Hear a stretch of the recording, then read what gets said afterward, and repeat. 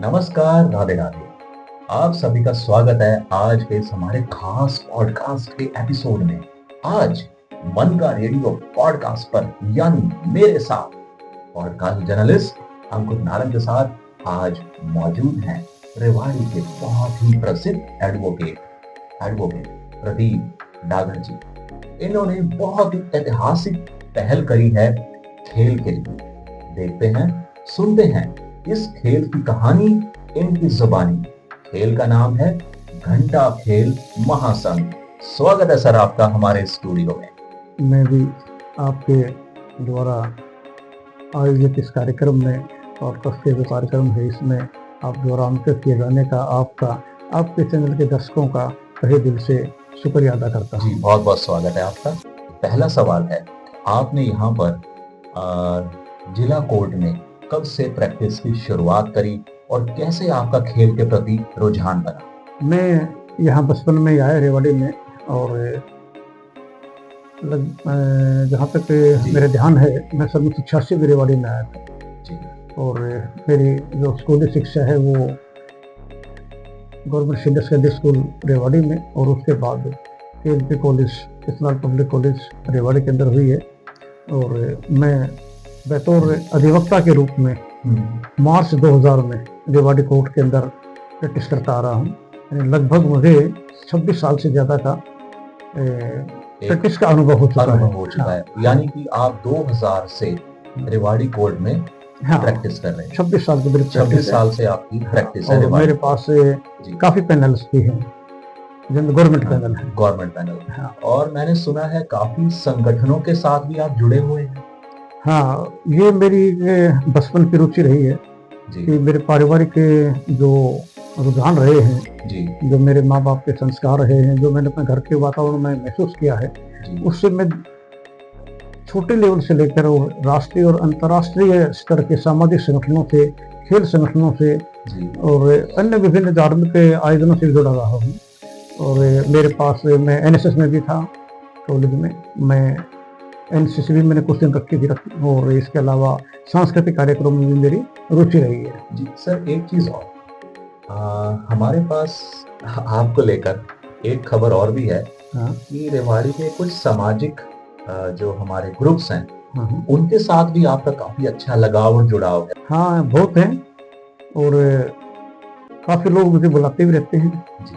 और मैं व्यक्तिगत रूप से भी शहर के अंदर कई संस्थाओं से, तो मैं अधिवक्ता भी हूँ, और व्यक्तिगत स्तर पे भी काफ़ी लोग ऐसे हैं जो समाज के राजनीतिक रूप से भी जाने माने हैं, और जो सामाजिक संगठन मैं यहाँ पे माइक पे नाम लेना उनका काफ़ी नहीं समझता, मैं उनका फ्री ऑफ कॉस्ट जो है केस लड़ता हूँ। बहुत बढ़िया। और मेरे पास जो भी धार्मिक संगठन आते हैं, आए हुए हैं, आते भी हैं, चाहे वो गुरुद्वारे हों, चाहे वो मंदिर के हों, धर्मशालाएँ हों, मैं इनसे किसी भी प्रकार के कोई फीस ना वसूलता हूँ और ना मेरा दिल मांगता है। चलिए, बहुत अच्छे विचार हैं आपके सर। और आपने बहुत ही अच्छा एक नई शुरुआत दी है अपने पूरे देश को। घंटा खेल महासंघ, क्या नाम रखा है आपने, बहुत बढ़िया। जानते हैं इस खेल की कहानी अब आपकी जुबानी। इस खेल का नाम और इस खेल के प्रति आपके विचार कब से आए और आपने इसको कैसे शुरुआत की? ऐसा है कि मैं यूनिवर्सिटी लेवल पर शतरंज का खिलाड़ी रहा हूँ। बहुत बढ़िया। और उसके बाद भी काफ़ी खेल संघों से जुड़ा रहा, और जहाँ तक मेरे ध्यान है कम से कम 8 से 10 साल हो गए, ज़्यादा हो गए होंगे, मैं रेवाड़ी के अंदर जंप रोप खेल का जिला अध्यक्ष चला रहा हूँ। मैं हरियाणा चेस एसोसिएशन का डिस्ट्रिक्ट सेक्रेटरी और स्टेट का वाइस प्रेसिडेंट भी रहा हूँ। और भी बहुत से गेम हैं, ड्रॉप बोल एक गेम है, उसका मैं इस समय पिछले 5 साल से राज्य का उपाध्यक्ष चला रहा हूँ। और उसके प्रदेश अध्यक्ष जो हैं, हाँ, वो अभी एक विधायक जी हैं। और इसके अलावा और भी कई गेम हैं, तो बुलाते रहते हैं, चले जाते हैं। और इस प्रकार जब मैं इन प्रोग्रामों में गया, सामाजिक संगठनों में और सांस्कृतिक कार्यक्रमों में, और खेलों के जब मैंने बच्चों का रुझान देखा, कबड्डी का, कुश्ती का, तो मेरे मन में एक विचार आया कि भी क्यों न एक अपना खेल भी होना चाहिए। अपना खेल से तात्पर्य है हिंदुस्तान का होना चाहिए, हिंदुस्तान का खेल होना चाहिए। हमारे जो युवा वर्ग है, हाँ जी, तो मैं देखता कि वो सफेद कपड़ों में छोटे छोटे बच्चे बेल्ट बांध के घूम रहे हैं। जी, कुश्ता, उनको नाम तो नहीं पता, मार्शल आर्ट, अच्छा, कराटे, जूडो, जूडो, वो कराटे, किसी सिंग फू, किंग फू, जो भी गेम है। तो रुझान कबड्डी में कम था, जी, कुश्ती में कम है, ज्यादा रुझान कबड्डी में और कुश्ती में। हमारा केवल हरियाणा और एनसीआर का इलाका ही, एनसीआर, बाकी कुछ इलाके हमारे जैसे पूरे भारत वहाँ फुटबॉल है, जी, नहीं तो पूरे देश के अंदर क्रिकेट है। जी, जो कि क्रिकेट अच्छा गेम है, लेकिन मैं ये मान सकता हूँ कि भारतीय उपमहाद्वीप में एक ऐसा भी खेल होना चाहिए जिसको हम ये खेल कह सके कि ये हमारा है, अपना है। हमारी सभ्यता का है, हाँ, हमारी संस्कृति का गेम है। मैंने कई दिन तक विचार किया और फरवरी 2019 में जी, मैंने इस खेल का नाम जो रखा वो रखा घंटा खेल। और फरवरी 2019 में मैंने इसको रजिस्ट्रेशन जो है वो एक ट्रस्ट के रूप में रेवाड़ी के अंदर करा लिया है। सर इसका नाम भी आपने बड़ा ही सोच समझकर घंटा खेल, जी, मतलब ये नाम आपके बहुत लोगों ने पूछा है, हजारों लोगों ने पूछा है, हाँ जी, ग्रुप में पूछते हैं, जी, न्यूज़पेपर में आते तब पूछते हैं, जी, फोन पे कॉल आती है।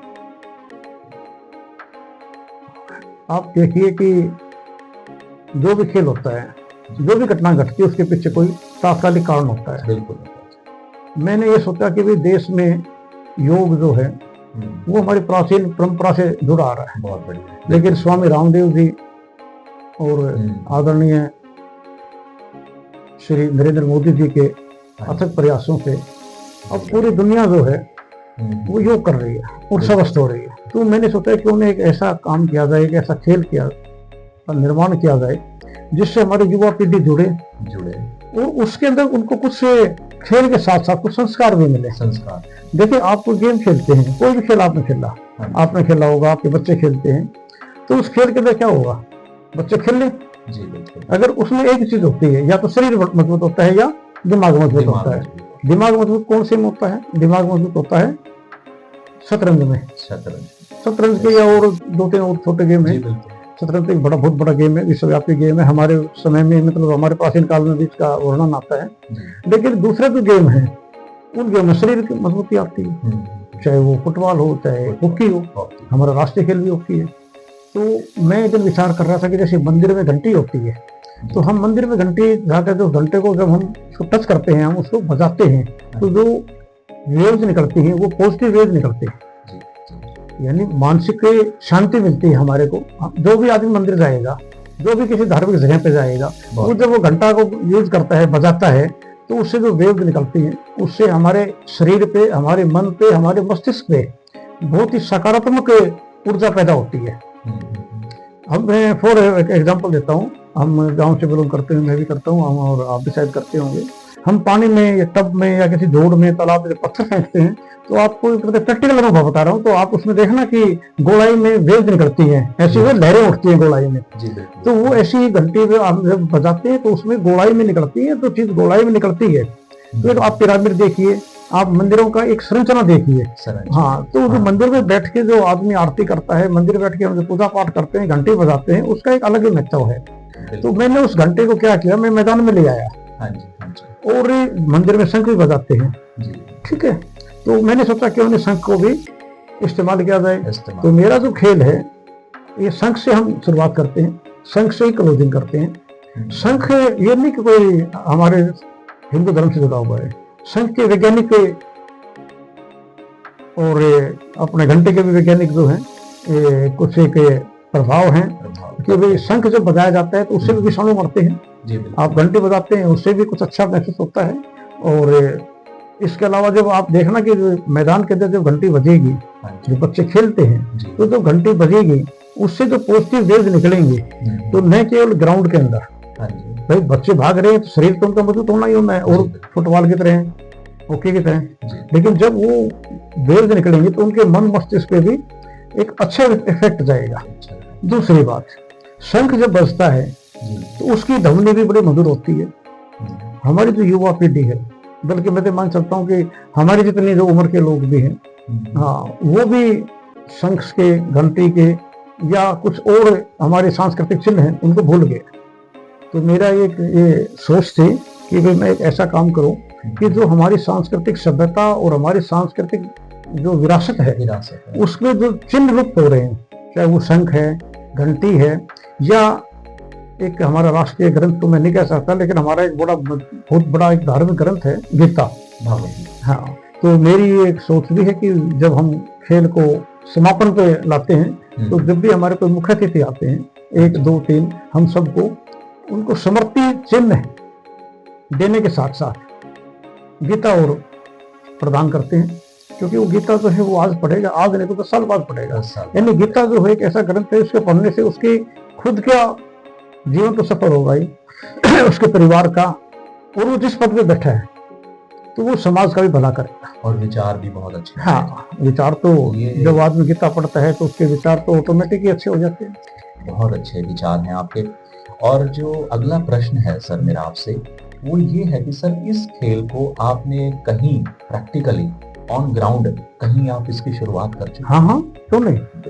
मैंने 2019 में रेवाड़ी शहर के Swami Uma Bharati senior secondary school में इस खेल की शुरुआत की थी, और मैं आज भी और आगे भी हाँ जी Uma Bharati senior secondary school के जो प्रिंसिपल हैं श्री दीवान सिंह जी, उनका हृदय से आभारी हूँ और आभारी रहूंगा। सर मैं आपको बीच में रोकूंगा, सॉरी फॉर इंटरप्टिंग।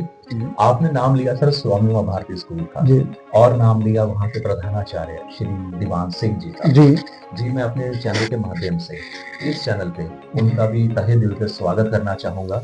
मेरा भी उनसे खास जुड़ाव रहा है, क्योंकि मैं उस स्कूल का एक छात्र रह चुका हूँ, और वहाँ के जो प्रधानाचार्य हैं, दिल से मेरा उनसे खास जुड़ाव रहा है।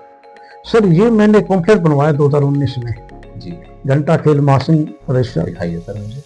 और ये आप देख सकते हैं इसको जी, बहुत बढ़िया आपका ये। और इस खेल के अंदर मैं आपको दिखाना चाह रहा हूँ कि सर इस खेल में जैसे कि मैं यहाँ देख पा रहा हूँ, इस खेल का आपका कुछ मैदान ऐसा होता है, और इस मैदान में यहाँ पर जहाँ पर गोल का पॉइंट होता है, यहाँ पर आपने देखे सर, यहाँ पर आपने घंटी बना रखी है, और यहाँ पर भी घंटी है। मतलब ये कि जो भी खिलाड़ी गोल करेगा क्या वो घंटी बजाएगा? बिल्कुल। क्या है कि जैसे हमारे फुटबॉल का मैदान होता है, उसी प्रकार का ही मैदान, एक साइज का डिफरेंस, और उस मैदान के अंदर जो लोहे के पाइप लगे होते हैं वैसी पाइप लगी हुई है, पीछे जाल लगा हुआ है, बीच में घंटी लगा रखी है, बड़ा घंटा लगा रखा है बच्चों के एज के हिसाब से, बच्चों की आयु वर्ग के हिसाब से। तो जो सीनियर वर्ग है उसमें बड़ा घंटा लगा हुआ है, और आपको जैसे मैं ये दिखा रहा हूँ, आपके हाथ में भी है। अरे भाई हाँ, ये देखिए आप कि ये जो मैदान है इसमें 2 टीमें हैं। 2 टीमें हैं। तो जब कोई बॉल खेल जो है वो विपक्षी जो टीम है वो जो घंटे के मारती है तो एक आवाज आती है। और आपको मैं एक बात और बताना चाहूंगा, एक बड़ा घंटा हमारे बाहर भी रहता है ग्राउंड से, जो इस घंटे की आवाज आती है, और जो रेफरी कहता है कि हाँ कोई पॉइंट बनाता है, तो जो उसका इशारा होता है, जो बड़ा घंटा है काफी बड़ा, वो बाहर बजता है, जिससे जो दर्शक दीर्घा है उनमें भी एक पॉजिटिव वेव्स आए, और उनका भी रहे हाँ भी घंटा जो आवाज जो है ना उसका माधुर्य पहुंचे उन तक। और मैं आपको बताना चाहूंगा कि जो ये पम्फलेट है, इसमें आप देखना एक लाइन लिखी हुई है, तुम शंख बजा दो मैं संस्कृति बचा दूंगा। आप बोलते खोलिए इसको। जी बिल्कुल, तुम शंख बजा दो मैं संस्कृति बचा दूंगा। हाँ, ये देखिए सर, तुम शंख बजा दो मैं संस्कृति बचा दूंगा, ये सब मेरा नारा है। और मैं कोशिश करता हूँ कि भाई भारतीय सभ्यता, भारतीय संस्कृति शंख के ऊपर निर्भर ज्यादा करती है। यदि हर व्यक्ति जो सनातनी है, हर व्यक्ति जो भारतीय है, हर व्यक्ति जो भारतीय उपमहाद्वीप में है, चाहे वो अफगानिस्तान, पाकिस्तान, श्रीलंका, कहीं का भी हो जाए, अगर वो सुबह उठ के शंख बजा देता है, नहा धोकर योग कर लेता है, और शाम को घंटा खेल में 10 मिनट 15 मिनट लगा देता है, या गीता पढ़ लेता है, मैं कहता हूँ उससे का जीवन 100% सफलता का एक सूत्र उसको मिल जाता है, और उसकी जिंदगी बदल जाती है। तो मेरा ये बहुत अच्छा। हाँ, मैं बताता हूँ आपको, अगर आप किसी भी खेल को उठाकर देख लीजिए, उसका कोई स्लोगन नहीं है। हमारे गेम का स्लोगन है। हाँ, इसके भी एक पीछे भी एक लॉजिक है। सुभाष चंद्र बोस जी ने कहा था, तुम खून दो मैं आजादी दूंगा। क्या बात है सर, ठीक है बहुत ना? अच्छा आपका लाल संस्कृति बहादुर के शास्त्री साथ जी ने कहा, अटूट जुड़ाव है ना? देखने को हाँ, मिल रहा है इस खेल शास्त्री के जी ने कहा माध्यम जय से। जवान जय हाँ किसान। जी, ठीक है, जय हिंद का नारा भी जय आया। हिंद का नारा। ठीक है, तो इस खेल के अंदर देश में जो माहौल चल रहा है उसमें भी मैंने ये मैंने जोड़ा है कि तुम शंख बजा दो, मैं संस्कृति बता दूंगा। और मेरी कोशिश तो ये है कि आने वाले कुछ समय बाद हाँ जी, मैं पूर्णतः अपना जीवन इस खेल को भारतीय संस्कृति, भारतीय सभ्यता, सांस्कृतिक चिन्हों और देश प्रेम को समर्पित कर दूं, अगर ईश्वर ने कुछ समय मेरी जिंदगी के शेष दिए हैं तो। सर मेरा अगला जो प्रश्न है आपसे, जी वो भी बड़ा एक महत्वपूर्ण प्रश्न है। जी वो ये प्रश्न कि आप इस खेल को जी किस लेवल तक लेके जाना चाह रहे हैं, नेशनल लेवल तक, या सिर्फ आप स्टेट लेवल पे रखेंगे, या हमारी भारत की सरकार से या हमारी राज्य की सरकार से इस खेल को लेकर के आपकी बातचीत चल रही है, क्या इसकी रूपरेखा है सर? सर, सबसे पहले तो मैं आपके चैनल के माध्यम से भारत सरकार, हरियाणा की सरकार जी, और विभिन्न खेल संगठनों के पदाधिकारियों से हाँ जी, एक आग्रह करना चाहूंगा, क्योंकि जितने भी खेल हैं, हाँ जी, म्यूटेशन खेले जा रहे हैं, बिल्कुल, और जो ओलंपिक में या एशियाड में या राष्ट्रमंडल खेलों में खेले जा रहे हैं, ठीक है, उनमें तो जो बच्चे खेल रहे हैं वो एक ड्रे की तरह खेल रहे हैं। रीजन क्या है कि ऐसे खेल 25-30 खेल हैं जिसमें जो बच्चा एक बार जो लाइन में लग गया वो उसी खेल में खेलता रहता है। अच्छी बात है, मेडल आते हैं, सरकार प्रोत्साहन दे रही है, कैश भी दे रही है, मोटा मतलब काफी अमाउंट मिल जाता है। लेकिन क्या है कि ये केवल कुछ खेलों तक सीमित रहेगा। हमारी जो खेल संगठन है उनमें नए खेल नहीं आ पा रहे। क्यों नहीं आ रहे? उसके रीजन है, क्योंकि खेल के जो नियमावली है, खेल के संबंधित जो कानून है वो बहुत ही सख्त बना रखे हैं। नया जो खेल आ रहा है उसमें बच्चे इसलिए नहीं खेलना चाहते कि उसका कहीं ग्रेडेशन नहीं है। तो मैं तो सरकार से, अधिकारियों से, नीति निर्माताओं से ये एक आग्रह करना चाह रहा हूँ, नम्र निवेदन है कि भी जो भी नया खेल आए उसके उसने कानून के दायरों में लेकर, ठीक है, वो तो एक लिमिट होती है, ठीक है, एक सीमित दायरे में लें, लेकिन उसके ऊपर कानूनी अड़चन पैदा न करें, उसका सहयोग करें। कोई नया खेल तब आगे बढ़ेगा तो कोई उसको प्रमोट करेगा। लेकिन क्या है कि उसमें लोग RTI लगाते हैं, कहाँ रजिस्ट्रेशन हुआ, कितने आदमी हैं, लोग खेलने वाला बेचारा खेल के खुश है, लेकिन जिन्होंने नहीं खेलना वो लोग इस चीज को आगे नहीं बढ़ने देते। भाई ये तो कहीं रजिस्ट्रेशन नहीं है, इसका ग्रेडेशन नहीं है, ये क्या फायदा है इस चीज का? तो मैं तो सरकार से ये निवेदन करता हूँ कि जो भी नया खेल आए उसको सरकार प्रमोट करे। और जो लाल फीताशाही है या कुछ एक अधिकारियों का जो हठीलापन है ना, उनको कहे कि वो लचीलापन अपनाएं, जिससे कि भी नए खेल आए। और मेरा जो ये निर्माण किया गया खेल है गलता खेल महासंघ, जो इसका मैं फाउंडर हूँ, ये तो देश की सभ्यता और संस्कृति में 4 चांद लगाने के लिए है।